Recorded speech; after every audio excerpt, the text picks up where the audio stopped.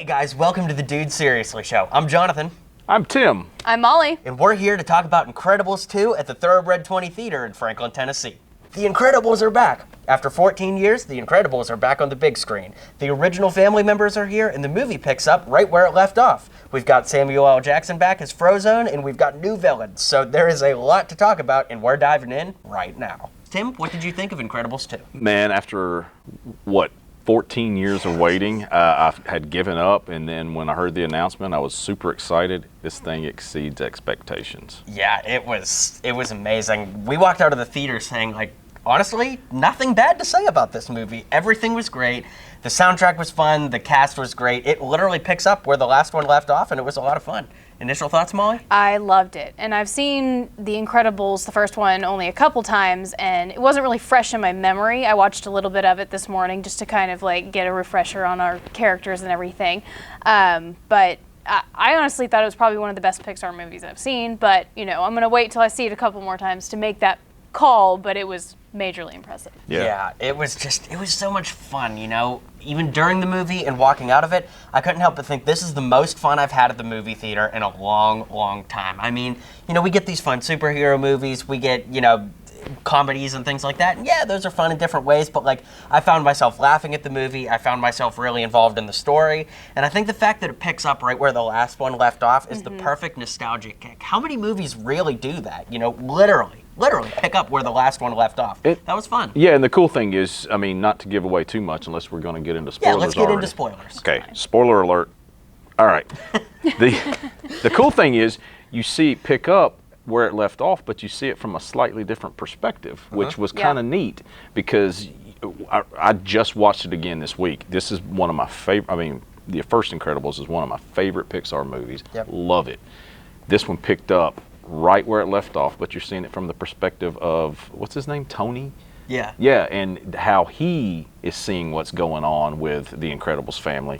And it was just a cool thing to do. It was a way to bring you in, but without literally saying, look, this is what previously happened in the Incredibles. Right. And it sets up the theme of this movie, too, talking about, you know, the role of superheroes in the average person's world. You know, it shows us what an average person thinks of superheroes and how they interact with them. I mean, it's just creative and fun. And God, you know, we get these huge movies like Infinity War, which is absolutely amazing. And, you know, we get these huge scale movies, and those are fun, and they're always good to see. You know, they're universe building. Incredibles 2 is universe building now. But the point I'm getting at is sometimes you just want to like go to a movie and have fun. Yeah. You know, this is as serious as it is fun. It's as for adults as it is for kids. I mean, there's everything going on.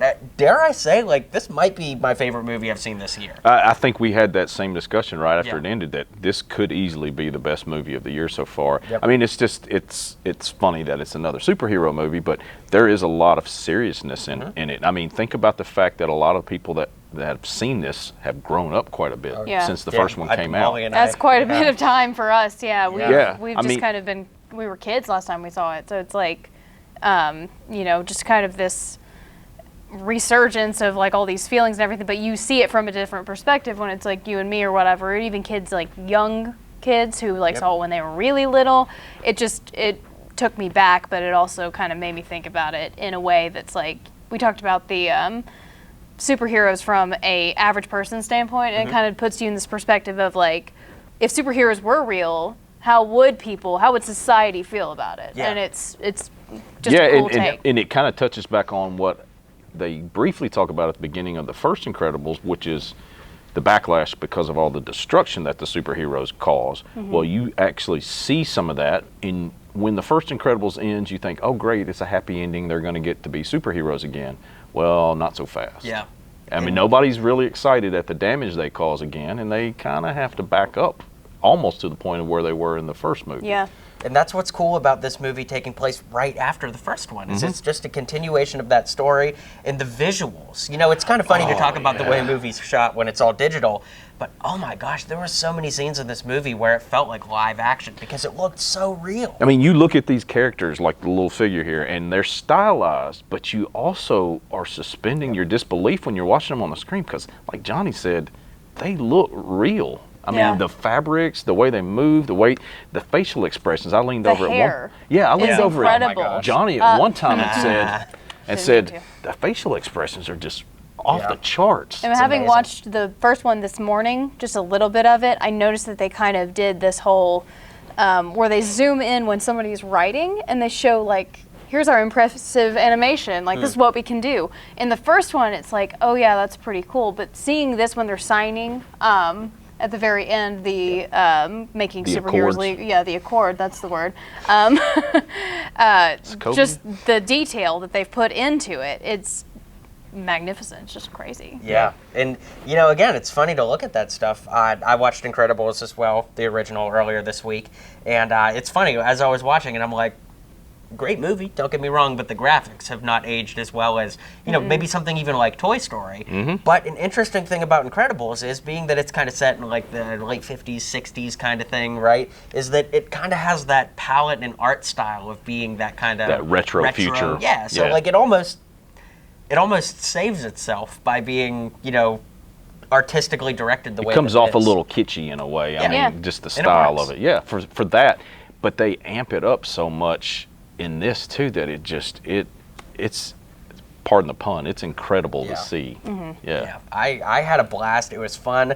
Definitely some Captain America Civil War vibes here, literally with taking the word Yeah. accords. But, people talk about superhero fatigue and, there's too many superhero movies coming out. I mean, watching this, like, I kind of forgot it was a superhero movie. It felt like a family movie. Yeah, it It doesn't really really does. feel like a superhero Yeah. movie. It just feels like a family, fun Yep. film.